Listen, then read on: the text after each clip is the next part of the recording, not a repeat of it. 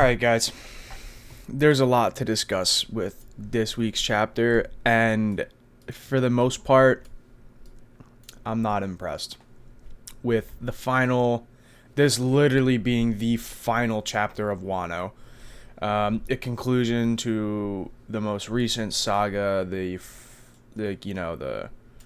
I guess you would call it the Kaido saga, where the whole, almost all of post time skip has been bringing down Kaido and stuff. I'm cool with Kaido's ending or whatever. If Kaido's done, I like it. I liked it a lot. I'm cool with Wano, but this very final chapter is off-putting to me.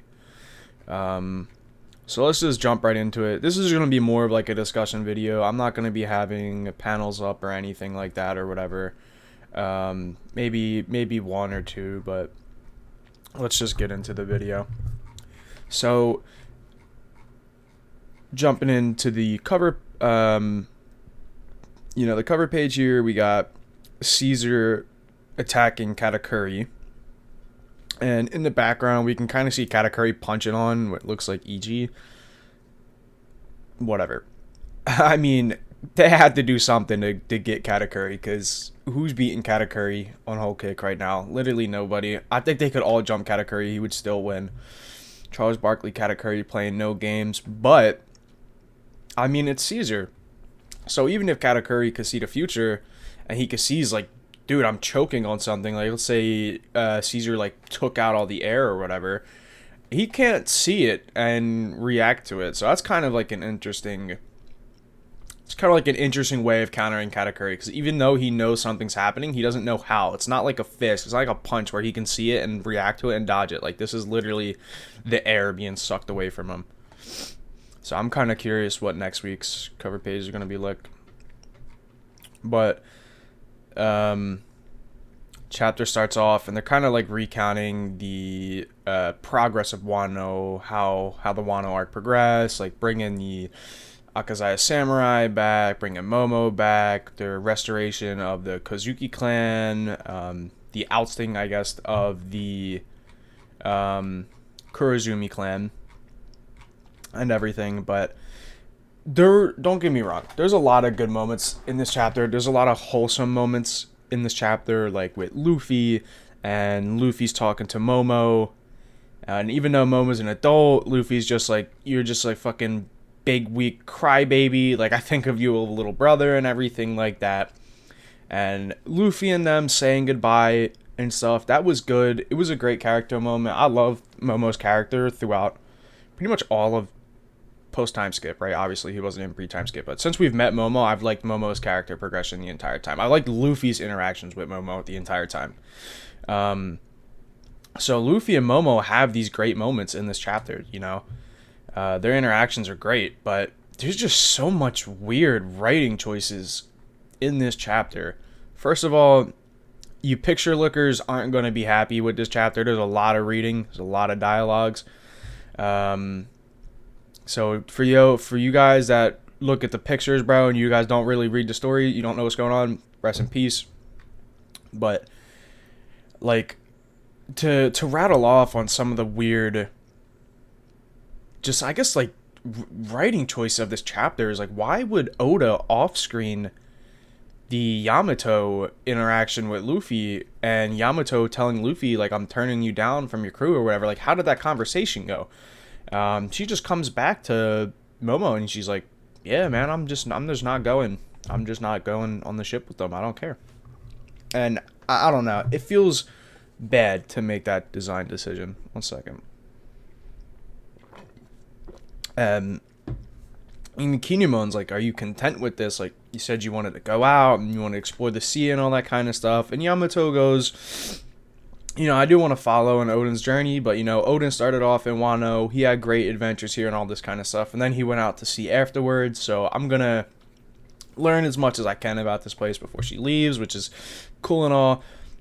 Yamato is fine in this chapter. I think Yamato not leaving is weird for her character, considering that's what she's been built up to be this entire time. Like, leaving Wano, becoming Odin, all that kind of stuff or whatever. Sure, fine. It's weird. It's not inherently bad. Just awkward. To go on with a little bit more character interactions and memories. Like I said, we do get a lot of flashbacks. We get to see like Kaido holding Momo up as his house is burning down, and just I don't know. You get to relive a lot of the great moments of Wano, which is kind of good. It's wholesome in a way. You're getting these memories back. You kind of think of where we began 4 or 5 years ago when Wano started and how it's ending now. For readers like me, I started last July. I think I caught up on chapter 1046. For me, this is really fresh, but some of you readers probably have been reading for years, and these type of scenes might hit differently for you than they do for me. You get great moments like Momo. Are you just like some figurehead? Are you just gonna stand there and cry? And you get Momo to scream. You want to be Kaido. It's kind of all the great Luffy and Momo interactions were amazing here. You really get to see their friendship, their bond, which I think Oda conveyed really well with this chapter. And then you get to, I think this will be the most controversial part of the chapter. And this is where some of like the main discussion comes in, where like obviously Luffy says, if you guys ever want to join, obviously you guys are welcome. If Yamato wants to join down the line, cool and all. Weird that we didn't pick up a single crew member on Wano, which is weird. I mean, I guess you could argue Jinbei, but Jinbei was part of the crew like probably all the way back in Whole Cake when he left Big Mom. You get this great interaction where Luffy hands Momo the Straw Hat flag, like a Jolly Roger, and he says, hang this shit up somewhere in Wano, and if you have any major problem and they see this, they're not just fighting with you, they're fighting with us. So he knows. Luffy owns Wano. Wano is Luffy's territory. That's awesome. That's like true Yonko status. That was a great scene.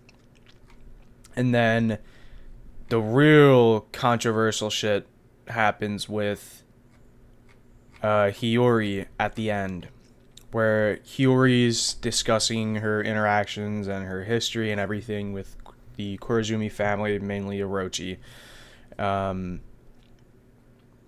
how like, she watched him burn alive, and she hates him, all this kind of stuff, all the evil deeds that were done to her by Orochi, and how Orochi ruined Wano, all this kind of stuff. And Hiyori gives this speech, and she says, the Kurozumi were born to burn. Like, this is, bro, she's giving me like Hitler kind of vibes or something, or like Stalin kind of vibes. This is weird. This is so weird to read in this panel. And the crowd is cheering. They're like, yeah, fuck yeah. Kurozumis, you suck. Like, they're hyped. They're excited about this. And I don't know. To me, it's odd. It's not how Oda, I feel like, would convey. This feels like a weird message to end off on for Wano.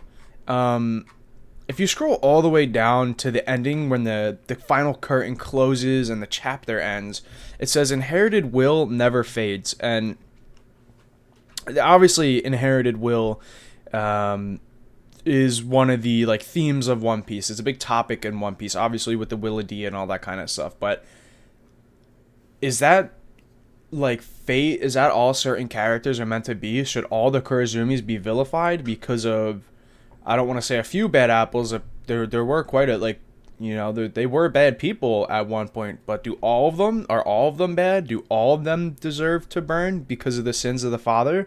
Let's say that Shanks' dad is Zebek, right? And as we know so far with Shanks is a good guy. Shanks is almost like the hidden hero of the story of One Piece in a way, where like he's making sure Marineford stopped, and he pulled up to Marijoa to talk about, you know, a pirate, probably Blackbeard or whatever. He wants to keep some kind of order and structure so there isn't like a big out massive war where everyone dies and stuff. But if Rox is the son of Zebek, how does that work? Did he inherit? He didn't inherit Zebek's will, you know, of like wanting to become king of the world and kill everyone, all that kind of stuff, like rule over everyone. That's not in Shanks' character, and I think it would be weird if that turns out to be the case, because why is Shanks this exception where he gets to change his inherited will, but some of the Kurozumis don't? I don't know. This panel with Oda, I'm disappointed in it. I don't know. It seemed really weird for um, a conclusion of a One Piece arc. Usually they're happy and everyone's partying, and like I said, this chapter does have its wholesome moments. Wano's ending does have its wholesome moments. Everyone's partying, having a good time. There's music, but this sours it, I think, a little. Um, after that speech is done or whatever, we get. This is probably one of my favorite panels in One Piece, actually, where it's like the ending of the play. So when Wano started, we see Act 1 and the play closes. But I used to think of it as like, that's just for readers' clarity's sake. Like, we're done Act 1 of Wano, we're done Act 2. But this is like the retelling of the story of Wano, where when Wano started, Wano was already over, in a sense. Like, they were discussing, we were watching the play unfold in real time. And, you get the panel. That concludes today's tale on our nation's renowned samurai and how they miraculously returned to us. With that, I think a well-earned break is in order. Till we meet again, farewell. And the curtain closes, and you have this beautiful backdrop of Wano, all this kind of stuff. The end. So Wano is officially over, but the panel of all the scabbards and the grown Momo and everything, and Yamato is awesome. I don't know, it makes you smile because you really do think just how far you came. Like when we met Kinemon and Momo all the way back on Punk Hazard, decade ago. If you've been reading and you've been caught up, that was a decade ago. Everything's built up to this moment, and I think this final panel here is a great send off. Everyone's smiling, having a good time, posted up and everything. It was good. It was a good send off for their characters. And Momo goes like, "Where are we hanging the flag at?" Which is instant. Like, we have to come back to Wano. Obviously, this isn't an isolated arc. The effects of Wano have been felt throughout the world with Big Mom and Kaido going down and Joy Boy's return, etc. But I think Oda's really going to be fumbling the bag if everybody stays in Wano and we don't get to see or hear any more of them. If we don't see more of Kinemon, if we don't see more of Momo, it'll be really bad for the story. A couple other things I felt like were missed out on this chapter was no... let me make sure I get little homie's name right.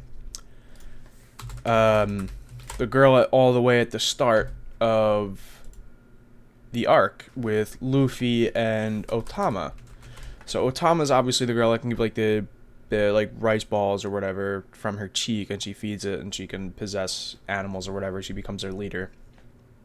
There was no interaction with her or Luffy at all at the end of the arc. Even something small like them sitting together eating and like Luffy just looking at her and smiling or something. We didn't get that, which is just weird. It feels rushed. And there's like a meme panel of like Shanks back in 1054 when he's like, "I've come here to promote Film Red." That's low-key what it feels like. I feel like Wano has been going on for 4 or 5 years now. Why did Oda cut it short? Was it just for Film Red? I think Wano should have went on at least 5 more chapters, closing out everything. We didn't get to see Zoro and Rio. We didn't get to see a lot of stuff that I felt like we were owed when throughout these plot lines in Wano.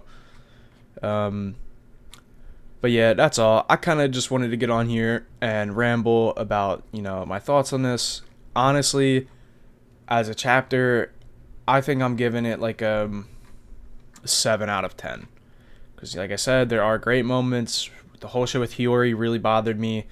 And it is kind of weird to think that this is the end of Wano after such a long time. But, that's all I got for today. The only thing I want to say to look out on, obviously, if you guys watch my channel at all, I always talk about this Admirals and Yonko video. I don't even feel like I need to make it anymore just because we already know the Yonkos are shitting on the Admirals. I was thinking of coming up with like a top 30 video that I might just live stream. There was one other thing I wanted to say. I should probably edit this out. Fuck it. Who cares? I might do a live stream actually for the top 30. So if you guys are interested on like a YouTube live stream or something, just stay on the lookout for that. Is a lot of I want to discuss. Oh yeah, the big video I'm going to be working on soon is just like the best moments of Wano. Like I might do like a Wano arc review in whole, covering everything from the first chapter, which was what was the first chapter of Wano 909, and ending on 1057. Just covering all the great things there, maybe some of the things we missed, but yeah, stay on the lookout, guys. Thank you. Have a good night.